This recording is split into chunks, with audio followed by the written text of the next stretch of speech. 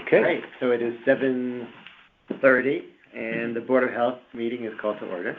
And we have a quorum, so we can continue. Can I have a motion to, are there any additions or corrections to the minutes from last meeting? I didn't see any. No. Okay, so then can I have a motion to approve the minutes? Motion to approve. Second. All in favor? Any opposed? So approved. Minutes are passed, so we can move on to Sam. Sure. Director's report. All right, so I'll do a quick COVID flu update. Flu activity has been coming down since sort of peaked in November, and it's been coming down ever since, but it really hasn't bottomed out to sort of in between the peaks of seasons, and so it's kind of been level for the last 5 weeks, and so a little concerning that we might see another peak of that because it hasn't really hit the bottom of the x-axis, right? But so but at least it's been coming down for quite a while, and with COVID, the same thing. We're down to less than 8% positivity. We are seeing hospitalizations come down. We're seeing deaths come down. Right now, the XBB.1.5 is the predominant variant. We're seeing, same that those who are greater than 80 are still higher at risk for being cases. What we are seeing, which is kind of unique the last several weeks, is that we're seeing more cases in 0 to 9-year-olds than we are in those who are 10 to 20, 20 to 30, 30 to 40, 50 to 60.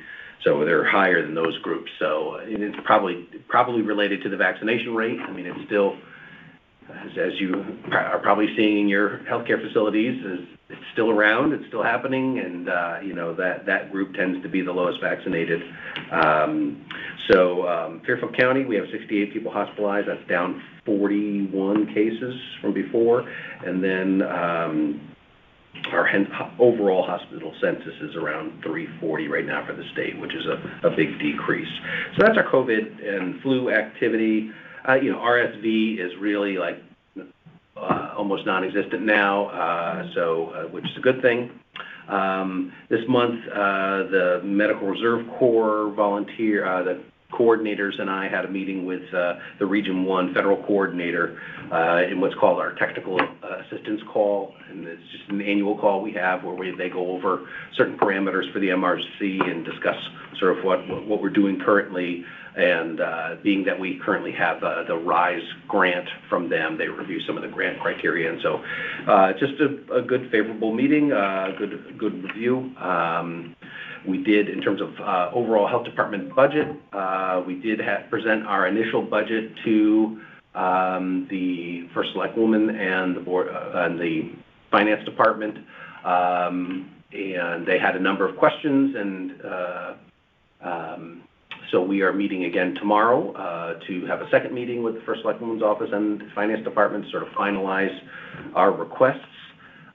We are seeking some additional nursing positions just because of some, I think Jill shared, I think it was last month, reviewed sort of some of the pressures that we're seeing at 2 schools in particular, but throughout the district as well. So we'll be requesting a few additional positions in nursing.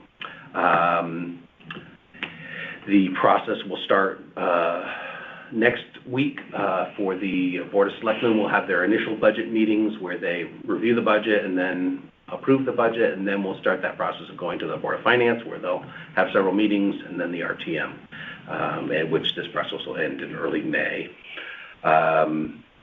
We did, our staff, preparedness staff worked along with the region to put together a local health department and senior center administration call that we've been trying to do on not every month, but every couple of months to get together and sort of plan joint programming. So we had another one of those this past month.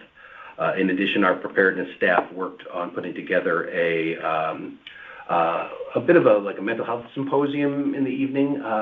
We had about, I think it was 70 people attend. It was mental health in a post-COVID world was the title. The evening of the 26th of January, and it was good. We had some, providers, just provide some guidance on what they're seeing and suggestions about resources and, and how we can better tie people to those resources, even though they're limited now. We did complete the annual report that's required that we submit to the Department of Public Health. So it's, a series of questions that we have to answer and provide this information, and then we have to upload documents that say, we said we did this, and here's documents to prove it's like an accreditation process of here's the documents that say, and so we submitted that last week, and we got a feedback or confirmation that they've received it and that we met the deadline, which is still the end of this week. We did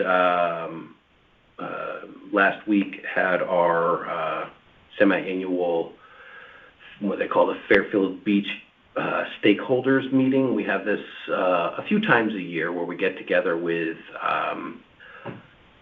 the police department, the fire department, the First Select Woman's office, health department, Fairfield Beach Residents Association, Fairfield Peninsula Association, the Lantern Point Association, and the Burke Court Association. So all the sort of housing groups down there and associations, and just to talk about, we have one sort of in August where we talk about, plans for the school year, and then this is sort of a touch point in the middle of the year where we talk about, all right, what's working, what's not, and the predominant conversation was about an event called SantaCon that happened a couple of weekends ago that caused, it really just, it was a party they planned and just accelerated beyond what the planners had intended. Did you see the aerial view of it? I did see the aerial view where, it was planned to be a party with a few hundred people, and then it turned into like 2,000 people in a matter of a few hours just through social media, and people were, which eventually, it eventually dispersed naturally, but it was a concerning situation just because of the variety of situations that result. People urinating on lawns, people being disrespectful. And so it was, a significant concern to the residents in the area who felt like, who felt more should have been done on the planning side. And the police said, well, we did have extra police there, we did have extra security, but even we were overwhelmed. And you get to a point when, in their words, I'm trying to paraphrase them, but 5 police officers can't disperse 2,000 people. You just can't, without risking confrontation. And you can't, when you have those ratios, you can't pull aside an officer to give out summons or infraction tickets, to people, because then you're reducing your workforce by 20% at any time. So they said they just had to kind of be present there and encourage them to disperse, which happened.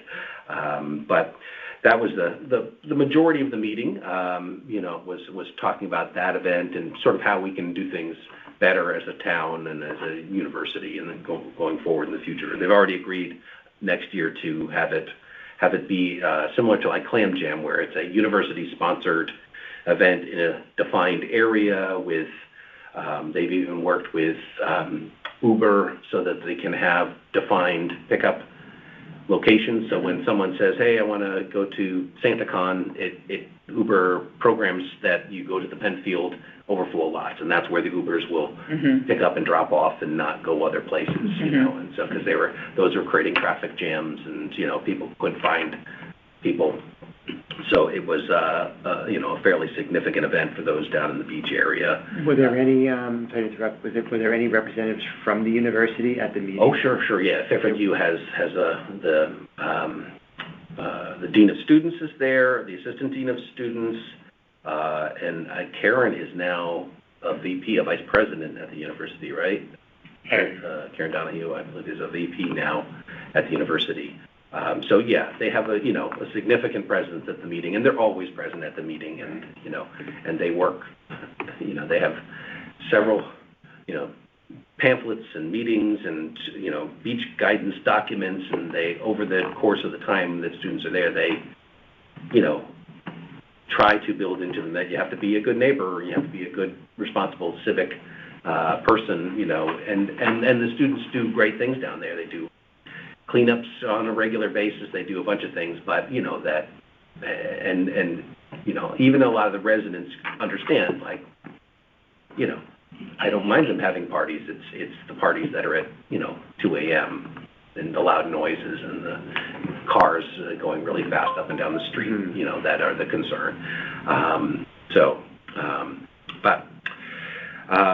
And then this month I spent some time met with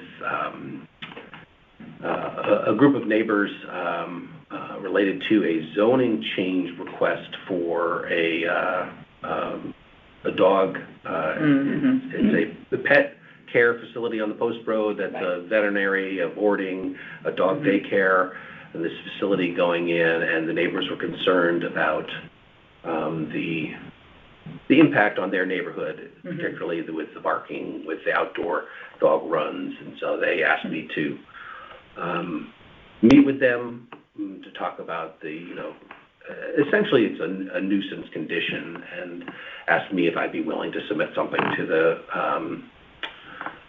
zoning board members. And so essentially I did, but I was really just quoted their own regulations that say you shouldn't have dog boarding next to residential properties, and you shouldn't have dog daycares next to residential properties, and cited a few examples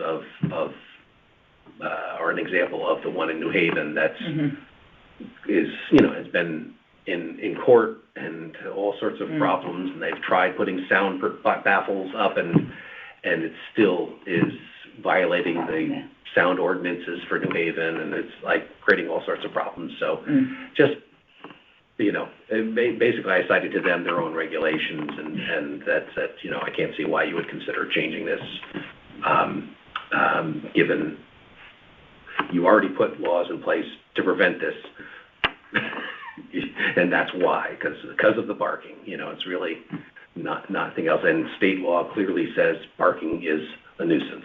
It's actually can be a crime. Like you can get a ticket for excessive dog barking. And so that was the sum of my letter was really citing those types of things. So not really a health issue. Because I've seen some things posted online. This would be a health issue with animal waste and whatnot, and they weren't trying to get you to go down that route at all, or? They did ask me about that, but again, that I just said, I don't think you're going to find any grounds for that. They're, it's not going to create any kind of significant environmental hazard. There's definitely a noise. Yeah. It really is the noise is the issue.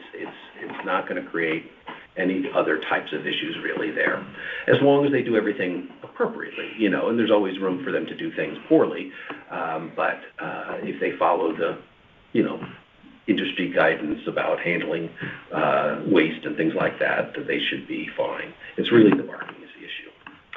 So in a similar fashion, I believe I shared last month about the odor issue at the WPCF. So I was asked, throughout the month by a variety of residents in the area to respond to a series of questions. And so that took quite a bit, because it was some technical responses about, impact of weather to odors in the area and impact. It's a lot better than it was. I had a friend who went down there a few days ago for a dump run and said, wow, it's really... But I was at the fire nothing school like it doing that used to recently. be, because it's much, much better. It really is, even though it might not have been fixed. You can go down the road and you can turn and you can go up the hill, but now the smell does not hit you until you start going up the hill, rather than when you're on Reef Road. Yeah, I think,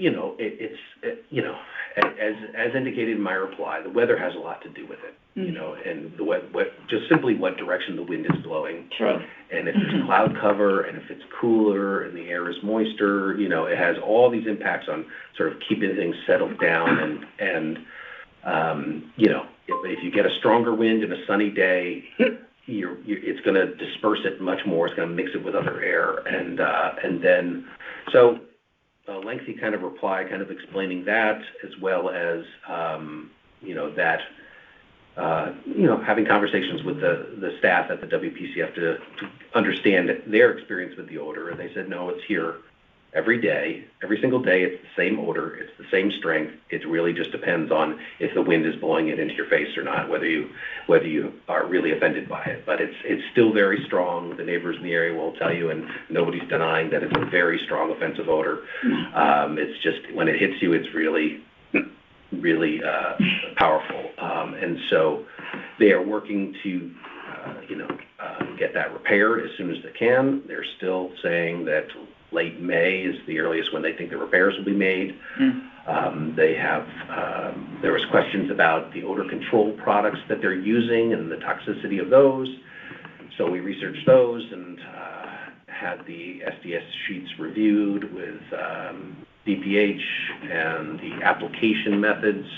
And so and responded back to the group there's a group email of Fairfield Beach area individuals, responded back to that group of explaining that, given the application, that we don't think there would be any kind of health risks.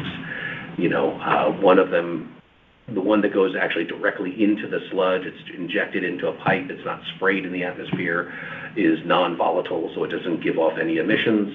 And the other is used in an interior space where the sludge actually comes out of the digester and gets dewatered in that room, and they mist it in that room only, so it doesn't really even go into the sewage sludge. It just takes care of knocking down the hydrogen sulfide in that room.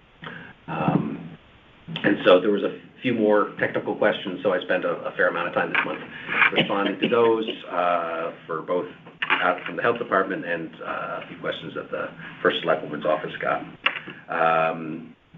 And then lastly, we've been looking at adopting a performance management platform for the department, and so we're sitting through some product demos, and we're looking to move forward with a product called VMSG Dashboard. And so that'll, I think we have one more scheduled that we're going to be looking at, but right now that's the leading contender in terms of the product that we want to consider. It's most affordable. It ties into the Public Health Accreditation Board accreditation standards, so we can kind of tie the activity that we're doing into that, and it kind of makes all the connections for you. Says, if you do this, then it's related to this accreditation standard, and you can upload your documents to it. So it's a document management system, as well as you can just upload projects, and it serves as a project management platform as well. And so, do you have a system now, or is it still just kind of archaic on paper? So right now, we're Excel spreadsheets right now. So we have a strategic plan that the board approved a few years back. We're working through those action items on the strategic plan, but it's just tracked on an Excel spreadsheet right now. And so we're looking to that the strategic plan would be loaded into that platform, and that would be how we monitor progress on that, as well as departmental metrics. And we'd be loading those into that, and have the departmental metrics there, with the end goal of producing public-facing dashboards of performance standards and how we're doing for the department, for issues as well. This is something that I don't even know if it's necessary, but interfaces with state databases, other town databases where you can share information if needed. Would it help you on that way? Right now, the platform that the state is using is just it's state money that pays for that, and so it's just so expensive. And it's a couple of the other platforms are really beyond, and again, maybe I'm just being frugal, but really beyond what I think is reasonable to spend, even this product for for all of our staff would still be $6,000 a year for that system if we were to bring in all the staff. They have a minimum of 10 people, so it would be $1,000 a year, which I think is much more reasonable. That we'll start with that, but it doesn't, not that I'm aware of, communicate in that regard. But what we can do is for the variables that are similar to what the state tracks. Now they kind of track a little bit different items, but we can pull in those standards, and as long as we have good data to compare, we can generate the same thing and make a comparison. But we're a little bit a ways from that right now. And that is my report. Thank you very much. Sure. We have Rob Guerrero here, Assistant Director for Environmental Health. Thank you for coming today.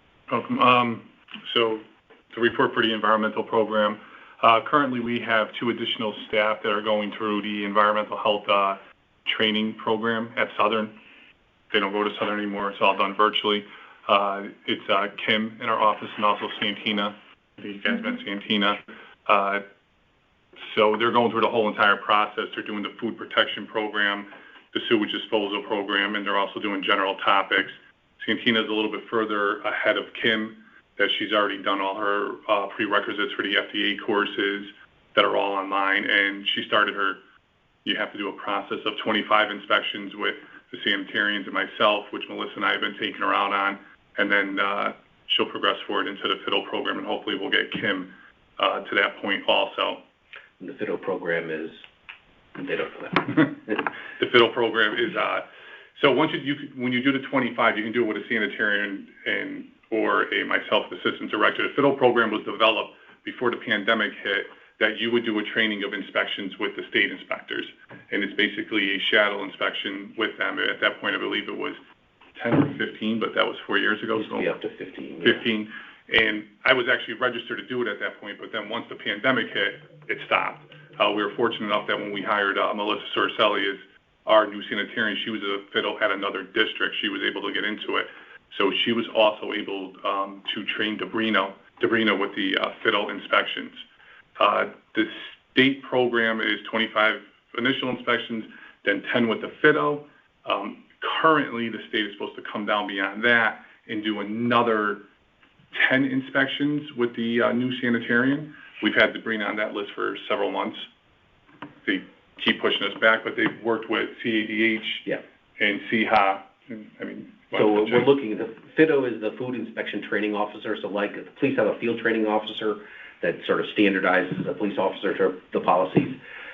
The FIDO is the same thing. They do those 10 focused inspections where it's led by the candidate, and the FIDO is doing an evaluation throughout the whole thing, and then has to submit another evaluation for each inspection. All those 10 inspections go up to the state. They get reviewed by the state. Once the state says, I believe this candidate's ready for field standardization, they then come down and do. In the past, it used to be up to 15, and now they're saying, maybe 2 to 5 standardization inspections with them. We're waiting. But CADH, Connecticut Association of Directors of Health, has a working group with the DPH on trying to allow people that have been waiting, and some people have been waiting for years for new food inspectors to be certified, to allow those who have been through the FIDO program, had the 10 inspections, and are just waiting to be given approval, and pending the audit. So they're allowed to go out and conduct inspections. There are valid inspections, and when the state can get around to doing the audit, because the state is a bit understaffed at this point, that then they will become, fully certified, or just be told, you have to do a little bit more training on these topics. But the idea is that those people in the pipeline that have been waiting will get approved to do it, and then when the state gets around to certifying them, then they'll do it. So that's the hope, that we'll move forward quicker in that.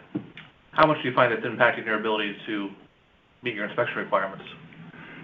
So the inspection requirements are broken up 25% per staff, like restaurant inspections. So there's 25% of them that the sanitarians have picked up. John and Melissa jumped in and started doing some of those. I started doing some myself.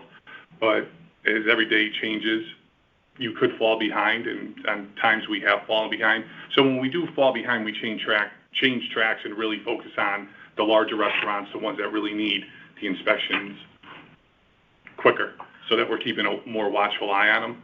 So it would be nice to get Sabrina up and running, because we could use her help. But we're maintaining. We focus on the high-risk establishments. So the gas stations with a few packages of gum, if they only get inspected once a year now. If they go, a few more months, it's not a significant impact. They're not high risk. So we'll focus on the full-service restaurants, the nursing homes, those types of facilities that really, if they make a mistake, it can have more severe consequences. Mm-hmm. And we put in for our per capita grant some funding to hire staff to conduct food inspections. So we're going to bring a former inspector that retired from here back to do some inspections. So that'll help keep us up to date. Yes, it'll help also because he was a former inspector here, so when he walks in, they're all familiar with him. Mm-hmm. So if he does them after hours or on the weekends, none of the restaurant owners kind of look at him like, who's this guy? They'll know who he is. So that's where we're at with the new staff on training. We still have our radon program going on. We received 26 out of 100 kits that we handed out at the flu clinics. We had 7 that came back with high results. Sabrina's been contacting them with educational material that she's done in the past. They're trickling in slowly, so we're hoping to get some more back on those. In mid-January, we did what they used to call Qualified Food Operators course. Now it's going to the Food Safety Managers course. We did that for our local restaurant owners, as they're required to maintain the Food Safety Manager certificate for every 5 years. It's a low-cost option done by us instead of going out to a private company that could be double the money. And we had a pretty large class this year. We had 26 or 30 on the first day, and then we had a second day option of exam only, and I believe we had another 10 to 15 that came to that, in between that number. We are getting a lot of calls on it because during COVID, a lot of the restaurant owners they didn't have an option to take it because there was nowhere to go. So we may explore maybe doing another exam-only option as we've done in the past. So we're trying to balance that. I also have items of interest that we're dealing with, or that we dealt with during the year. Sandra was saying that we met with the stakeholders for Fairfield Beach Road Association, the police department. Fortunately, we've only had one overcrowding complaint this school year, which is extremely low during any school year. Wow. The students allowed me in to do a surprise. I was doing surveillance with the cars. There was only about 5, maybe 6 on any given morning. The neighbor was constantly calling, constantly taking pictures. I was in communication with him. I did do a surprise inspection. The students let me in, said go around, walk the entire dwelling. I didn't see any evidence of overcrowding, but I'm still continuing with surveillance because the resident next door is still sending me pictures, still emailing me saying they're there. So I'm just going to keep on it in case there's something that I don't see there. The other thing that we dealt with is we did have 2 heat complaints. We've had good weather this winter, so we didn't get too many complaints, but both of them, Melissa actually was working on both of them. She did have to, we always submit orders to comply when it's heat complaints so that it gets done within 24 to 48 hours. Mm-hmm. So the temperatures are maintained. Both landlords were able to fix it within 24 to 48 hours, so that was good. We didn't have to move forward with any legal action against them. We always talked about hoarding issues. We had one house that we got a call from social services in the state. Sabrina was working with them on it. The resident did not want her in there, but over the last couple of months, she's cleaned out her dwelling. She's someone that we're familiar with. She's a former employee of the town. She's retired, so she's there. So she's been working with her, talking to her, and she did just take it upon herself and say, well, I'll clean out the house. So that's getting taken care of. And you had Sabrina teach a portion of the food safety course, right? Yeah, so our new inspector, Sabrina. It's kind of the passing of the torch. Every time someone comes in, you get to teach the course, but she's never taught it before. So Melissa taught it once, so she taught it half of it. Sabrina taught a portion of it, sat there, really got familiar with it. Then I went down there and gave the exam because neither of them are administrators to give the exams. It's a national exam, so you have to be approved as an administrator. So I gave the exam on the first day. Then the second day, Melissa sat and just it was only my administration number, but she just watched them. But Sabrina did jump in, so that we're hoping that they can switch on year off year, because it's a full day and a half plus other work beyond that when it comes to food safety managers. Yeah. But so that's my report. That's great, actually. That's good. So we're pretty much getting up to date with even after COVID, things are moving forward pretty quickly. That's good. Yep. Yeah. All right. So were there any communications that anybody had from the public? Is there any old business that anybody wanted to discuss? I'd love to just say something, if that's okay. Hi, well, you know who I am. It's Sally Connolly, for those listening. So I did get re-sworn in today at the town clerk office. I do want to kind of have a comment on it on the public record that I had one select person, Nancy, who did not vote for my appointment, and the other two, Brenda and Tom, did. So I did kind of just, while we're all in this forum right here, want to say that I think it's really important on boards, certainly in the Board of Education, the Board of Selectmen, any other board, Board of Finance, there's always, and from at least what I've witnessed, a difference of opinion sometimes on a variety of topics. And I've always felt that it's very important to have diversity of thought, and that this is a board that's not necessarily making policy, but bringing in a variety of perspectives, right? And all of us here, certainly as nurses, physicians, PA, public health, community, we have such a variety of perspectives, and my perspective might be different than another person's. So there is, I have this little paper here. I actually read something at the nomination, but I did want to read a little quote, which I think is important. It's not this whole thing, it's part of it, but this was from an article in The Atlantic. Emily Oster, who you might have, I probably had quoted her early on because she did a lot of analysis about different spaces when we were looking at schools during COVID and how, we had all the different models of in-person versus hybrid versus completely remote. Anyway, she's a Brown University economist, and she's actually teaching a class on the pandemic right now, looking back at it. And her quote, these are just a few excerpts, but we spent several lectures reliving the first year of the pandemic, discussing the many important choices we had to make under conditions of tremendous uncertainty. Some choices turned out better than others. To take an example close to my own work, there is an emerging, if not universal consensus that schools in the U.S. were closed for too long. The health risks of in-school spread were relatively low, whereas the cost to students' well-being and educational progress were high. The latest figures on learning loss are alarming. Reasonable people who cared about children and teachers, advocated on both sides of the reopening debate. The standard saying is that those who forget history are doomed to repeat it, but dwelling on the mistakes of history can lead to a repetitive doom loop as well. Let's acknowledge that we made complicated choices in the face of deep uncertainty, and then try to work together to build back and move forward.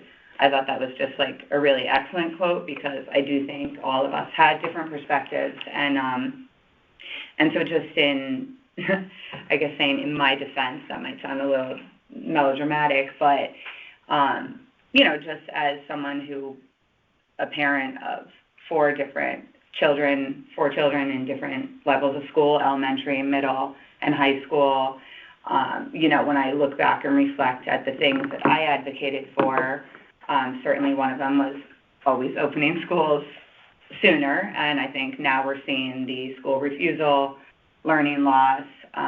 Certainly Jill at the last meeting spoke to the extreme increases in the mental health components, obviously the need for additional nurses and support staff. Jim Kuzo spoke at the meeting, whose son Kevin, as you know, passed away via suicide. And so yes, there were some very personal moments throughout the pandemic, which would have created just more of a passion from my perspective. Also, some of the things seem simple now, but reopening for the concerts, because we had this juxtaposition of at the state level, or the public level, we were, people could go to concerts, could go to listen to musicians in this context, but in the schools, our students weren't able to perform, and same with the issue with the speech language students not being able to receive unmasked speech therapy. So, I just felt like having been confronted with that adversity in the meeting, which I didn't like. I don't think anybody likes to feel criticized, but I completely feel 100% confident in each of those turning points and that I advocated for each of those things. And again, it's not like a criticism of anyone else either. It's just I want to kind of say that on the record, that all of those moments came from just a place of passion. And certainly the last thing I want to say is that if anyone has, there was a reference that Nancy made to two people she spoke to on the Board of Health who questioned some of my perspectives. And I'm not a huge fan of anonymous sources, but I feel like we all have a good working relationship on the board, and if anybody, and certainly after a couple of the passionate meetings, I felt like Mark and I had a nice conversation, or when Henry was the director, to kind of address some of those moments. Anyway, I just would want people to feel comfortable in the diversity of opinion and actually just being able to hash that out, and why do we have different perspectives, and just try to come to a resolution that what works for one person and their family is sometimes different than what will work for another, and that is kind of where there's free will and decision making is important. So that's kind of my 2 cents. I just want to say it on the record in kind of hopefully a semi-low-key way. But I do appreciate all of you and all of your perspectives, and even though they might be different, because we all had very vastly different experiences over the last few years. But hopefully moving forward, I'm happy to be here for another 4 years. You're stuck with me. No, I'm kidding.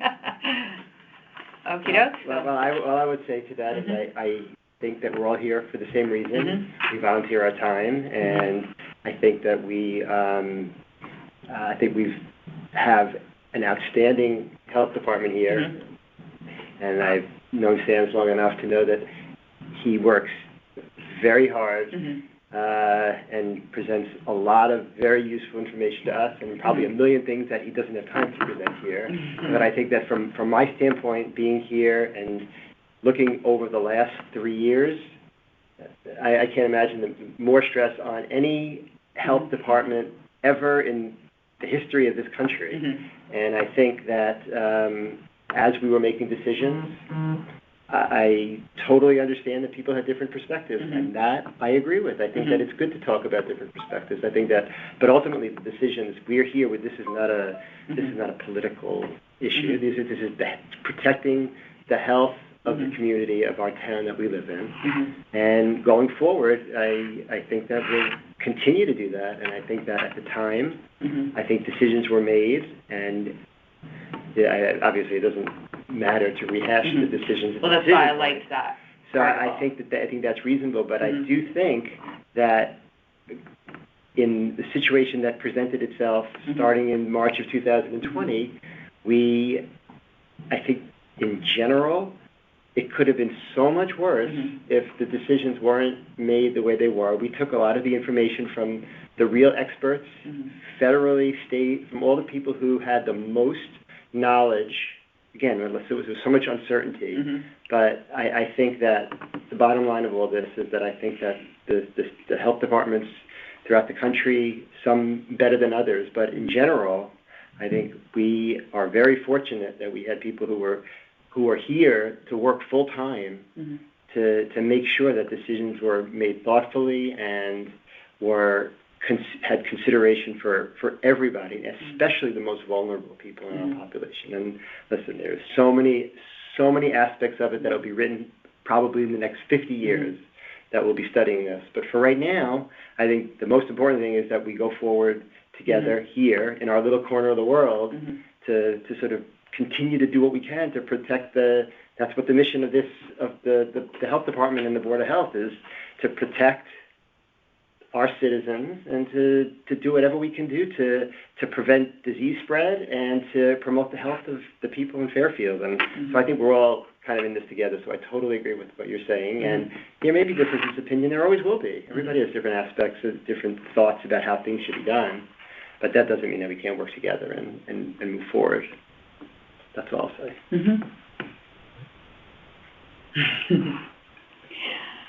So, unless anybody else has anything else, was there any new business that... So we're going to put, for your attention, that did you prepare comments for this, or were you good? I just went over the sections if you want to look at it, if you want to. I can, or you can, whatever. Yeah, no, you go ahead. You go ahead. So the Department of Public Health on February 16th, the Food Protection Program, they're going to be asking to replace the current food code 19-13-B42 to go to the FDA code as a whole. Once that is posted, the regulation will go into effect. Local health departments we've been aware of this for several years, but the pandemic did slow that down tremendously, because we were talking about the programs and everything kind of came to a halt. Once that, we're assuming it's going to be approved. Once it is approved, we're going to be coming back to the board and asking that we have to change several sections of our health code. We'll be asking to rescind and replace Section 15, Section 16, 16 retail food stores, 21 catering food services, 22 alternative food vendors. We will need to keep some of that Section 15, which is food service establishments. For instance, 15.3 allows us to inspect and license. We want to make sure that we have that in there. 15.4.1 also allows us to inspect, but also gives us, the director, the ability to serve orders when compliance is needed.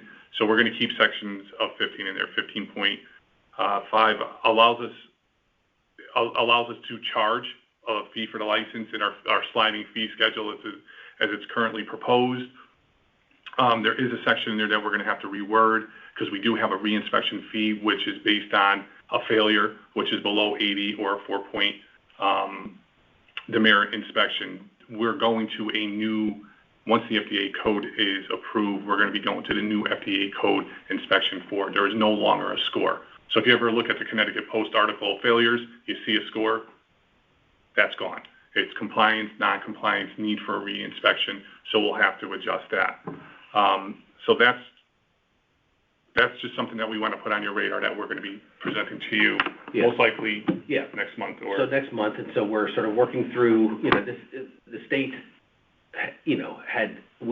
everybody agreed, all the health directors felt like we needed to move forward with a more modern food code. The food code we were enforcing was based on the 1963 food code, and with amendments, it was amended here and there, and they added new language. So they, it wasn't all that from 1963, but so now they've, it'll be, once it's posted in the, by the Attorney General there's some, posted in the regs, then it becomes official, and that's the date. But what's unclear, even from the state, is, not a single person has been trained on conducting FDA-style inspections or the inspection form or, all the nuances of it. And in the interim, the code changed. This is just so you can understand what we have to understand now. This is the current FDA food code. And this section here, this is the regulation part of it. This is just the annexes, the supplemental information to explain what's in here. And so this is, and we've all been, the last couple of years, taking numerous FDA courses and online courses and, learning about this.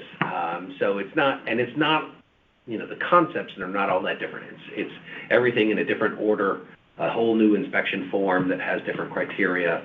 And so, in the interim, you know, we know it's going to pass, you know, next week, and you know, we don't have, like, the state provides us inspection forms, you know, it says everybody wants to say, please use these state forms.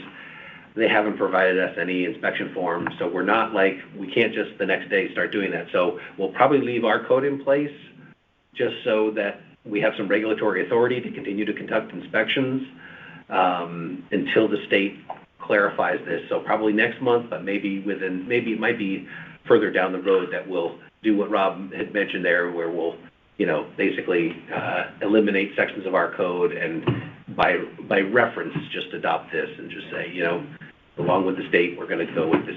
Now we follow this food code. So, which is good. It's consistent, standardized. You know, everybody in the state will be doing the exact same thing. You know, so. But so more to come. Any other comments? Good luck. Yeah, it's light reading. It's light reading, you know. So is there a motion to adjourn? So moved. Seconded. All in favor? You're adjourned. Thanks, everyone. Thank you. Thanks, Sally. Yep.